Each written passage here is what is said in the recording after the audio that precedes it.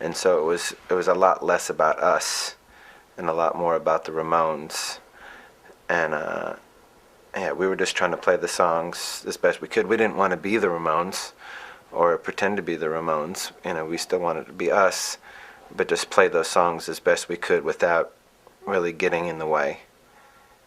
And I think for a minute Flea, was doing some sort of method acting where he really wanted to become Dee Dee, but then he realized that it's just not possible. Even as an actor, you can't really capture the essence of somebody with that free of a spirit. Dee Dee is beyond capture, and so he threw that out. But it was something he considered for a minute, where he kind of wanted to dress like Dee Dee and eat like Dee Dee and do other things like Dee Dee, just to really get into the mode. But then he realized it wasn't necessary. Yeah, he can pick. Yeah. He was in Fear a long time ago, and that was all about picking. So he can do it. He just has to practice a lot. It's a real different thing, different muscles and stuff. It was so much fun, just from the very beginning of that day till the very end of that day. It felt right. There was no weird tension. There was no weird, ego tripping. From the minute we got there for sound check, just the ambiance and the energy in that room seemed so right. It was like everyone was there for the right reason, from the people that were playing to the people that were coming to see it. It was really about the essence of the Ramones. There was no kind of malarkey or bullshit going on. And that was a great feeling.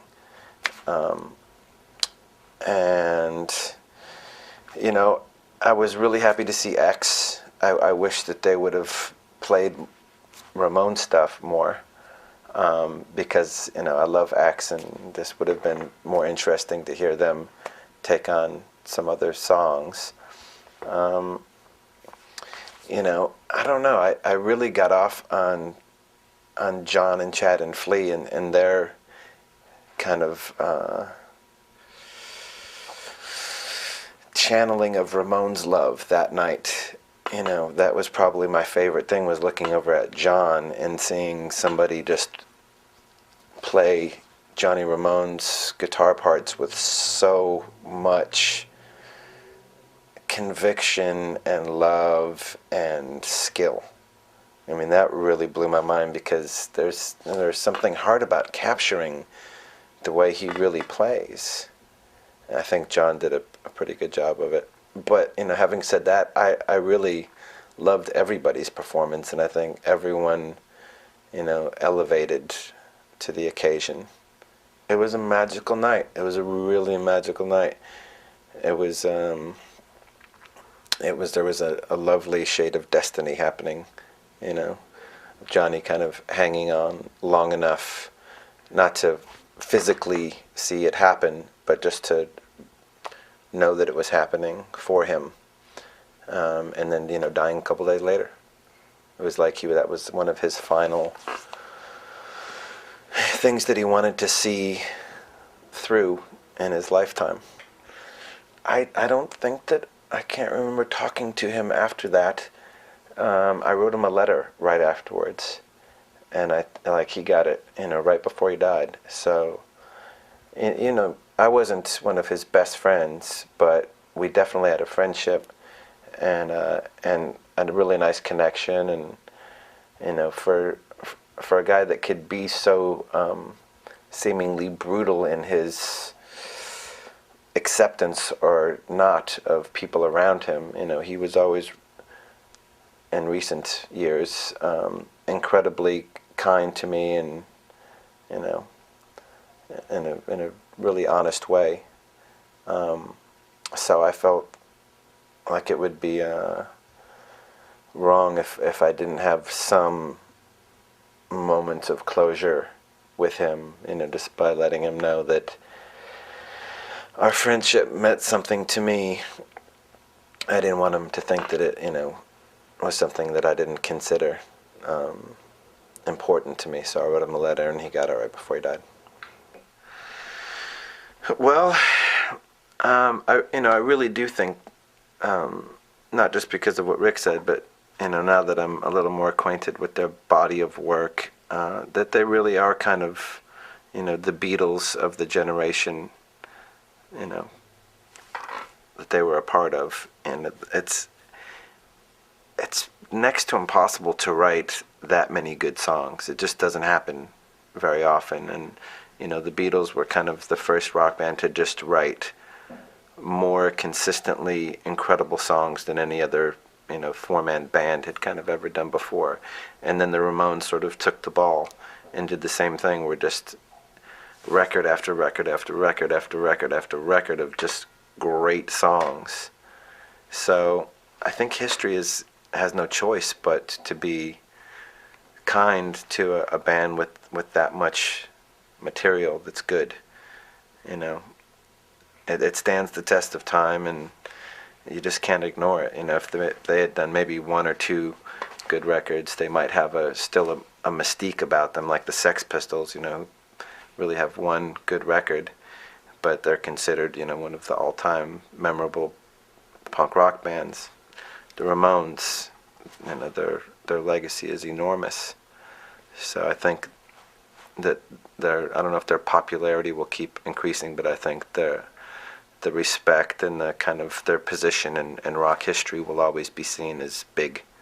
Well, we were definitely impressed by it. We many years later developed an off again, on again, blue collar, put your nose to the grindstone work ethic, but that really wasn't until probably about 1991 that we started getting that kind of discipline in our band. Maybe it did have some kind of subtle subconscious effect, in that the guys in my band have actually always been incredibly disciplined musicians. I'm sort of the wild card, X factor. I think if I was as disciplined as they were, it would just seem too hardworking. You need a little balance of someone who's not quite as together as everybody else. But I know John is probably inspired by that kind of work ethic, although he's had it since he was a little kid. Yeah.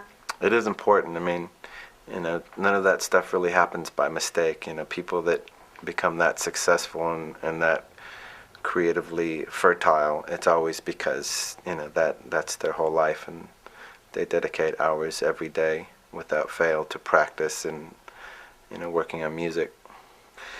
I think it translates. America's just a strange animal, and it's so driven by fads and media, and this culture is different. It doesn't always honor that which is good music. It just honors that which is new and popular and different and trendy, and there's a strange machine that's kind of dictating the taste of what the masses are into in this country, and that machine isn't so powerful in other countries. And I think it's always been like that, and it's not a good thing or a bad thing. America's just weird like that. I think there's always a very solid pocket of people in America that are more into the Ramones than anything else. It's just not in the kind of numbers as it is in other countries that have different things to tell them what to listen to. Nothing that's really so tangible. My personal amount of brushes with the Ramones is kind of beautiful and meaningful to me, and the same goes for my band.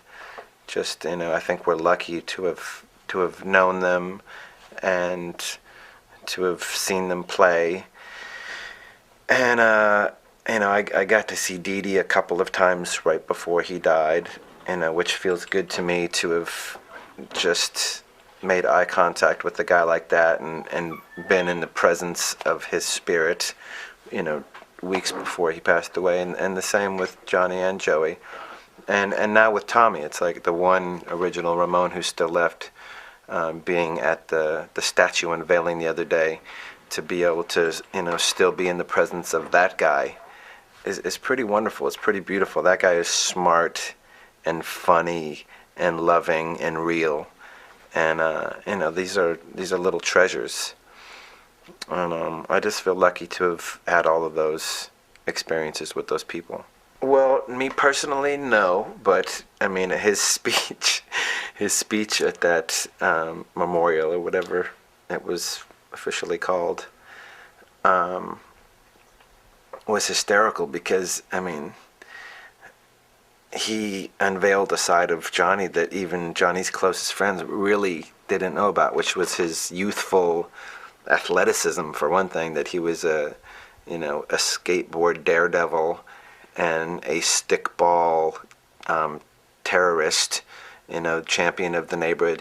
It's kind of cool to see that he was always a little bit hyper-focused in whatever he was doing, and you can, kind of see how that eventually evolved and translated into, being that way with his guitar and being that way with his band.